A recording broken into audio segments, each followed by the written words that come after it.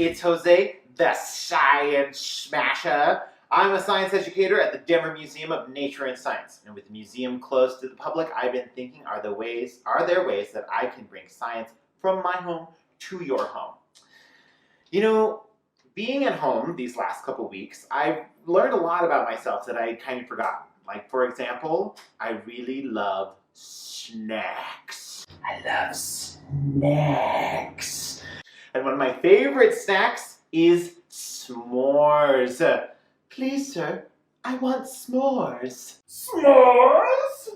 Some acting for you. Anyway, I was thinking to myself when I was eating a delicious s'more the other day, is there some way that I can use s'mores to talk about science? Yes, there is. Today, we're going to be making s'mores and talking about light we can't see and something called the electromagnetic spectrum.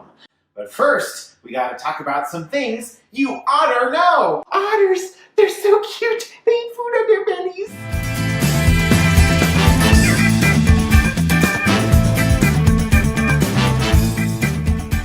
Here are some things you ought to know about the electromagnetic spectrum. That's a term we use to describe light that we can see and lots of types of light we can't see. Isn't that crazy? Light we can see is just a little tiny bit of a big spectrum that has lots of different light in it.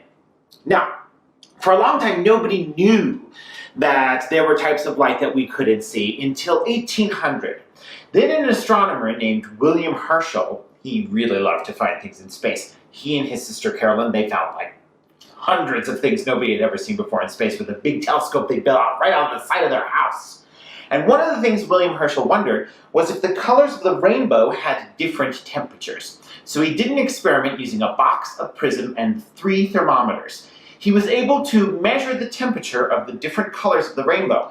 And as he went from purple to blue to green to yellow to orange to red, the temperature went up. But what was most surprising was when he put his thermometer just outside the red, that was the hottest of all. He had discovered infrared light. Since that discovery, we found lots of different types of light. We found gamma rays and X-rays. An X-ray can pass through your skin, but not your bones, which is why if you've had an X-ray, that's how we're able to take a picture of your skeleton. If you've gotten a sunburn, you've been burned by ultraviolet light.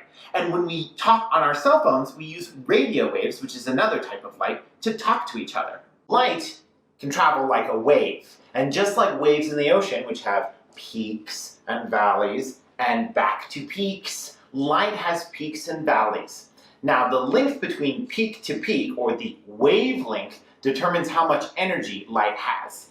High energy light rays, like gamma rays, are very close in peak to peak.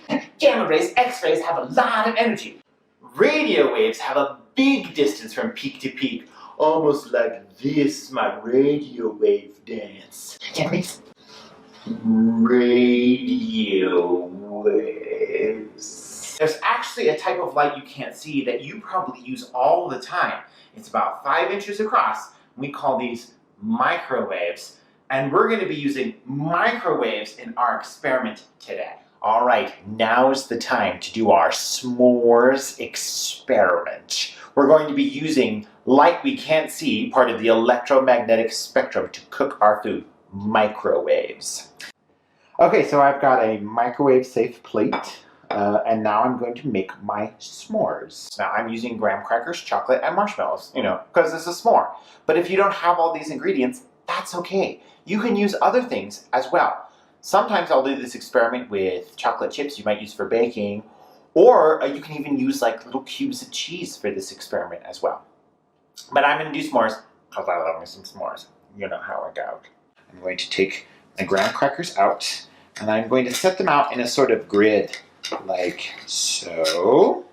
Then, of course, I'm going to put out my chocolate. 1, 2, 3. And I'm going to put just 1 marshmallow on top of my chocolates. Now, I know in a lot of s'mores, you put graham cracker on top of the marshmallow and make a sort of sandwich, but in this case, I'm going to leave that top graham cracker off because I really want to be able to see the marshmallows when I take them out of the microwave. Once my plate is all set, I'm able to go and start cooking this food with light we can't see. Now this is how your microwave cooks food. When you turn it on, there's something really sciencey inside called a magnetron that takes electricity and converts it into microwaves, which is a type of light that we can't see.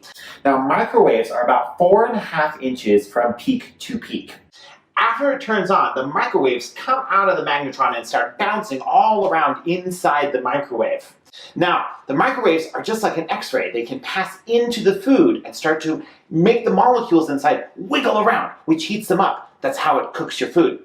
If the microwave hits at a peak or a valley, it does a really good job of making the molecules wiggle. If it hits in between, it doesn't do as good of a job. So our experiment is going to show us where there are places where the bouncing microwaves miss and don't cook food as much. In order to do our experiment, we have to take one step first. I'm going to open up my microwave and I'm going to take out the little plate that normally spins around. The designers of microwaves know that the microwaves make gaps, and so they put these spinny plates in there so everything gets cooked. If we leave the spinny plate inside the microwave, our experiment won't work. Before we do our experiment, we're going to be good scientists and make some predictions. I want to try and predict which one of my marshmallows and s'mores will get melted and which ones won't. I think maybe this one will get melted and that one. Now there's only one way to find out. I took my spinning plate out. Now I'm ready to put my plate in. Now there's still a rotator in the microwave, and that means when I start it up, my plate may move a little bit, but that's okay. Notice that I push my plate into the back corner. That will help it not spin as much and give me better results in my experiment.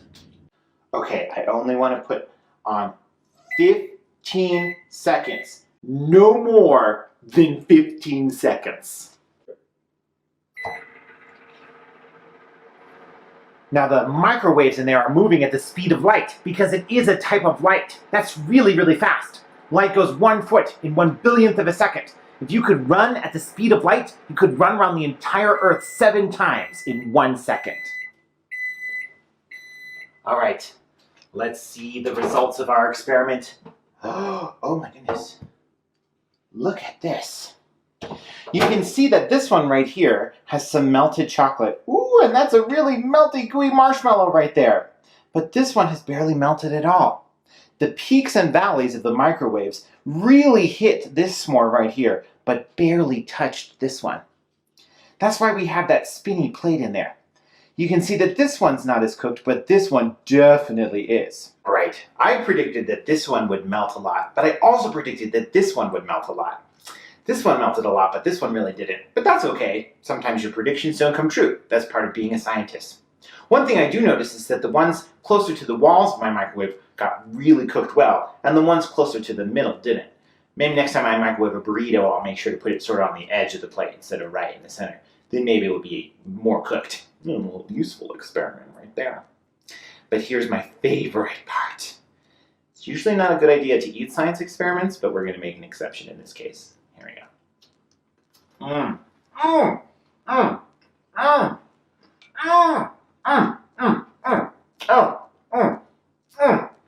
Science never tasted so good.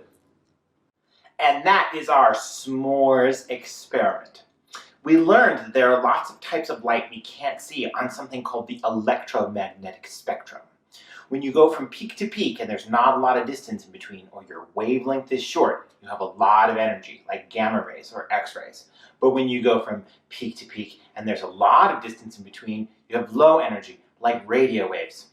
Microwaves are a form of light we can't see with our eyes, and that's a good thing. Otherwise, every time we cook something in our microwave, we'd be blind! There are some creatures out there that can see other types of light. Like some insects can see ultraviolet light, and some snakes can sense infrared light.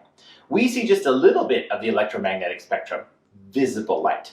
But we can use the entire electromagnetic spectrum for all sorts of incredible things, like talking on cell phones, taking X-rays, or making delicious snacks.